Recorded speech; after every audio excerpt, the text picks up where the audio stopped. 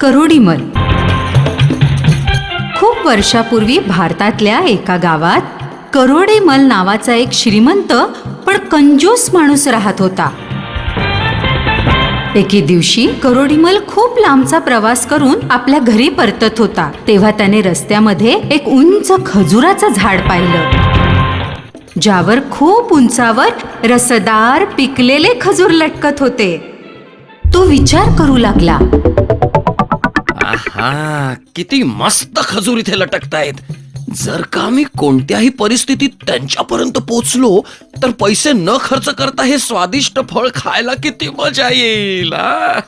झाडावर तर तो अनेकदा चढला होता, म्हणून तो हळूहळू झाडावर चढू लागला.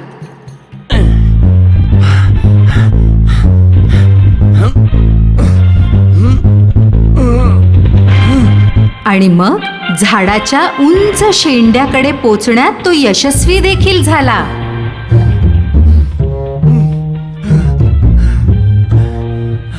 चला, शेवटी मी इथे पोचलो. त्याने त्याचा हात उंचावून काही खजूरही तोडले. पण जेव्हा त्याची नजर खाली जमिनीकडे गेली तेव्हा तो खूप घाबरला.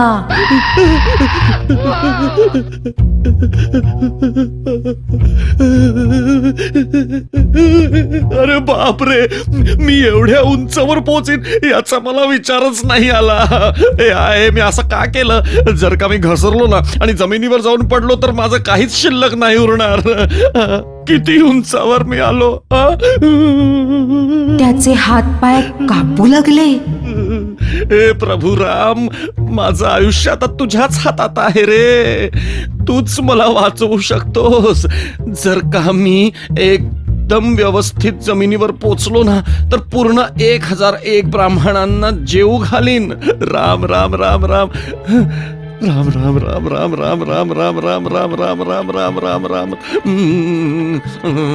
त्याने स्वतःचे डोळे बंद केले आणि राम राम म्हणत हळूहळू खाली सरकू लागला. राम राम राम राम राम राम राम राम राम राम राम. जेव्हा तो अर्धा रस्ता खाली उतरला तेव्हा तो म्हणाला, घाबरल्यामुळे मी काही जास्त तर बोललो नाही ना. माझ्या मते 501 ब्राह्मणांना जेवू घालणं पुरेसं होईल, हो की नाही? करोडीमल जेव्हा आणखी खाली उतरला तेव्हा राम राम राम राम राम राम राम राम राम. तसं तर 201 ब्राह्मणांना जेवू घालणं कमी नाहीच आहे. हो हो, हेच बरोबर आहे. स्वतःला संतुष्ट करत तो वारंवार आपलं बोलणं बदलत होता. पण जसा जसा तो आणखी खाली उतरू लागला 201 ब्राह्मणांना जेवण काय 101 ने काम नाही चालू शकणार. मी 101 ब्राह्मणांनाच जेवू घालीन. होय. राम राम राम राम राम राम राम राम. जेव्हा त्याचे पाय जमिनीला लागले तेव्हा त्याला प्रभू रामाची आठवण आली आणि तो म्हणाला, हे प्रभू, तुला काय फरक पडणार आहे? हा, मी 1001 ब्राह्मणांना जेवण घालू की फक्त एकाला? हा, तो आपलं स्वतःचं समाधान करत आपल्या घराच्या दिशेने चालू लागला.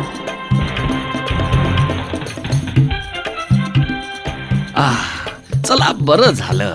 मी एकच ब्राह्मणाला जेवू घालीन असं प्रभू रामाला सांगून टाकलं, नाहीतर खूपच खर्च झाला असता ना.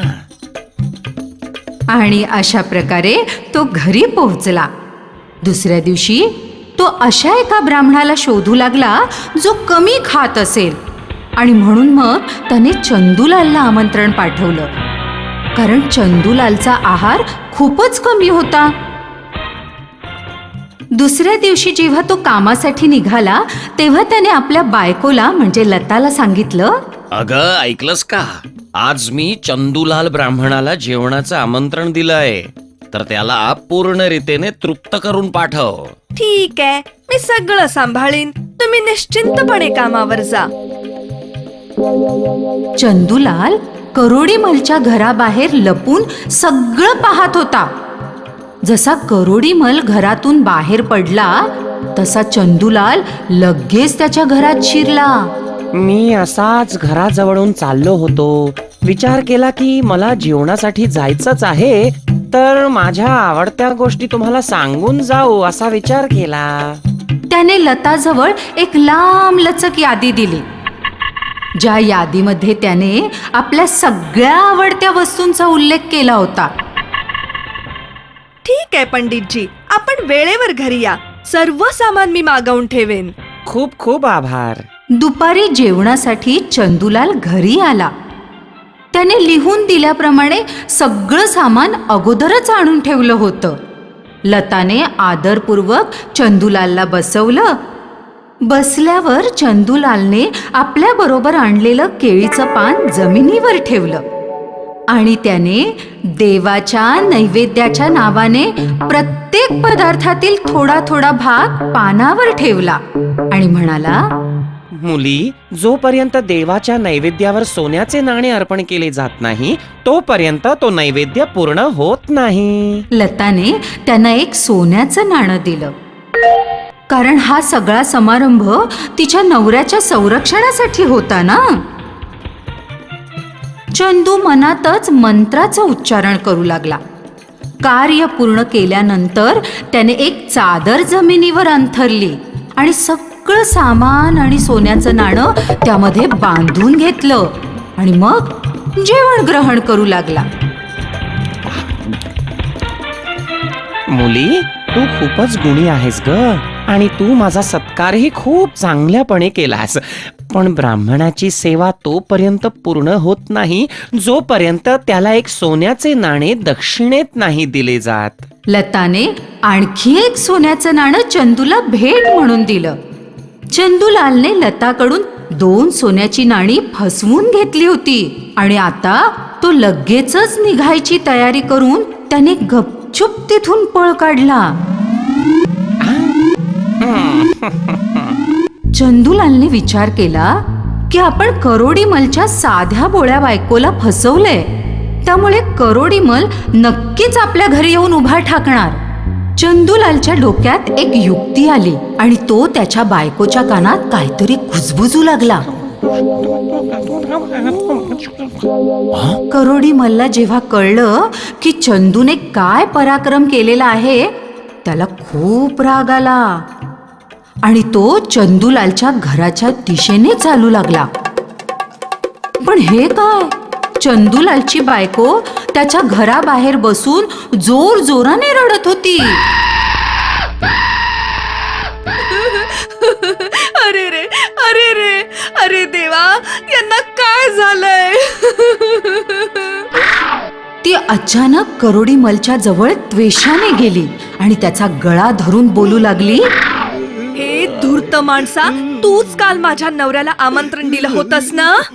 तू त्याला जेवण दिलंस की विष दिलंस? जेव्हापासून तो घरी आलाय न काही बोलत आहे आणि हलतही नाहीये, बेशुद्ध होऊन पडला आहे. हे देवा, आता मी काय करू?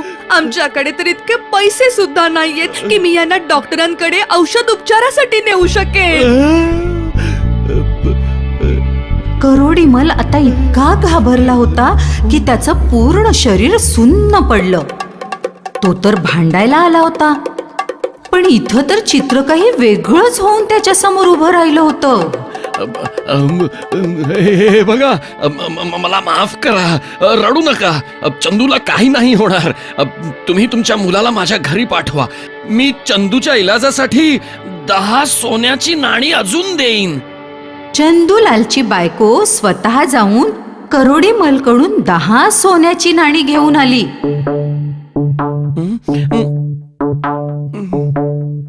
घाबरलेला करोडीमल प्रभू रामाचा जप करत होता. हे देवा, जर तू चंदूला पुन्हा व्यवस्थित करशील आणि मला वाचवशील तर मी यावेळी नक्की 1001 ब्राह्मणांना जेवू घालीन. राम राम राम राम राम राम राम राम राम राम राम राम राम राम राम राम.